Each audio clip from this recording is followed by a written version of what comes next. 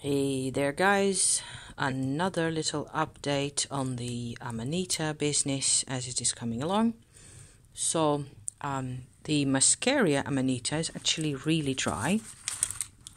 There's still my little bit of a passion flower. It's also completely crispy in there in the middle.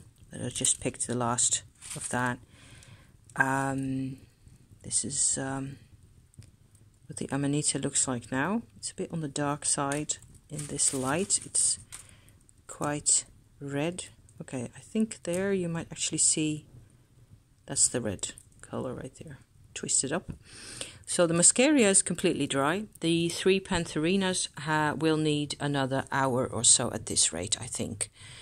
I'm just coming out back here, to show you the fireplace because I know people enjoy that anyway. So there are worse things to watch on the tube, right, than this pretty lot here.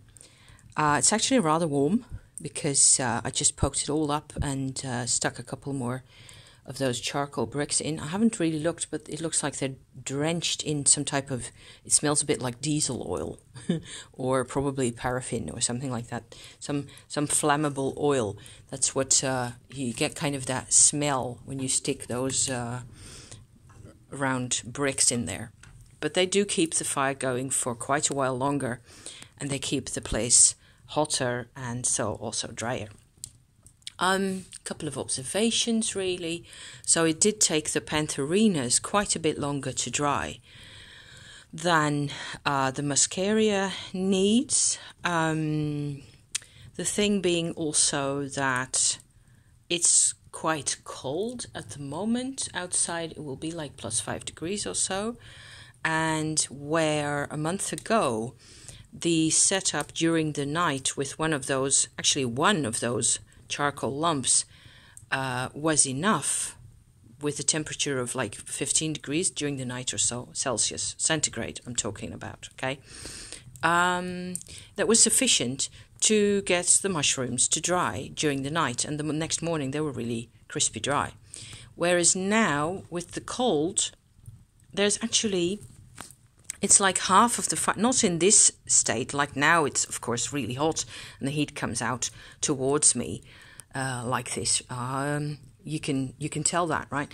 But just the glowing coals, the heat from that just goes, tends to go up into the chimney, and it just doesn't reach far enough. So I had to really, stoke up the fire quite a bit more in order to get enough heat for the Pantherinas to dry the rest of the way, really. So I've got a couple of thoughts. I wasn't really going to go to, yes, sentence, thank you, to town, I was going to say, to get me more vials, because those little vials that I use for my, vibrational business here, let me pick those out. These little vials I buy in my town. That's an hour's drive by bus away from here, at least. I have 2 more, okay? So, and I have 4 of those little packets that I was going to keep separate, certainly. So I wasn't really going to go all the way to town just for those 2 vials. The 2 more that I was going to need, right? I might still do that tomorrow. What with the things not being completely dry and all that, once the fire's gone out again. Potentially. However, I do have one other option, and that's why I have this little pouch here on a long ribbon that I've sort of walked around with a tiny bit just now, and it contains Amanita. No, I was going to show you that one last because, clumsy. I can call this channel Clumsy TV now. Why not? Amanita Muscaria. Yes, there you are. As long as it will focus, which you won't. Muscaria, okay?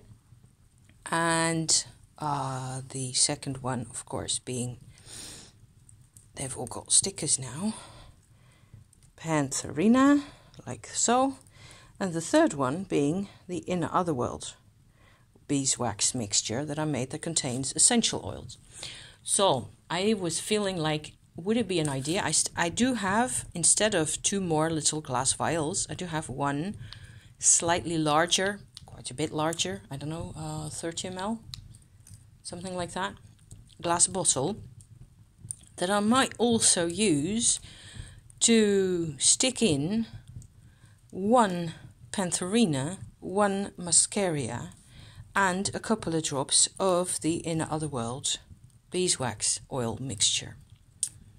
It contains birch oil and calmus and a couple of other things, a formula that I made in the springtime.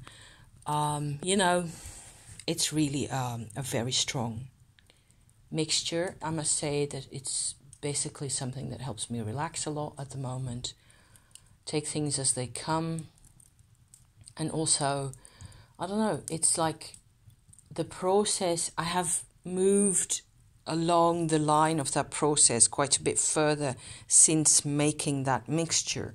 So it's not as hard as it used to be. It used to be something I used to fight against, and now it's a lot easier to work with and a lot more pleasant, really. So there's less conflict in it. So that's actually really cool. It feels, the Inner Otherworld wax, if I'm just sitting here holding that, it just feels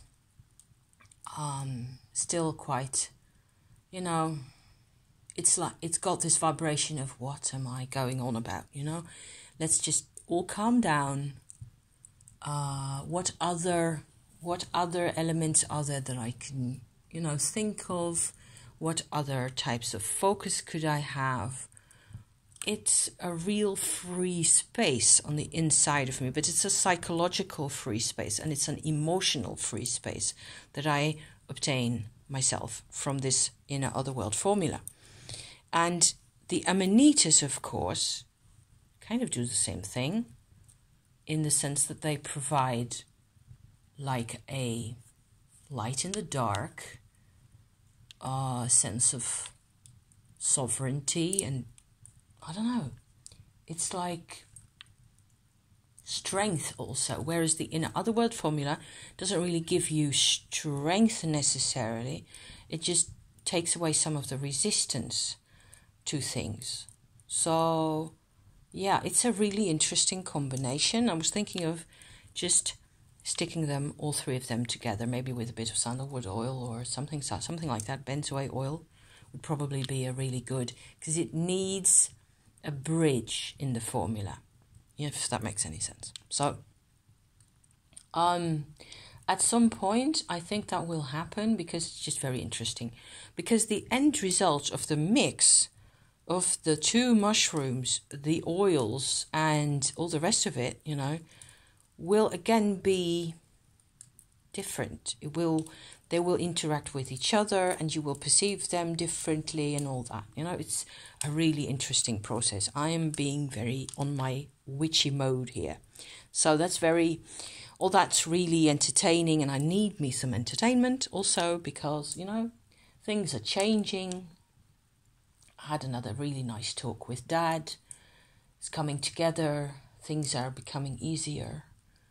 I'm having a hard time believing it, but it's all happening.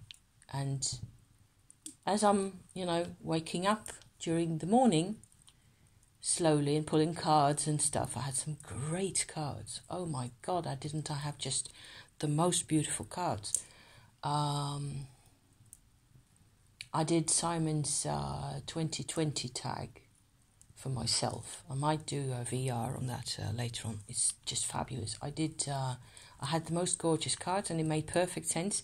Not maybe necessarily so much for 2020 as for right now, really, and the coming period of, you know, the coming phase.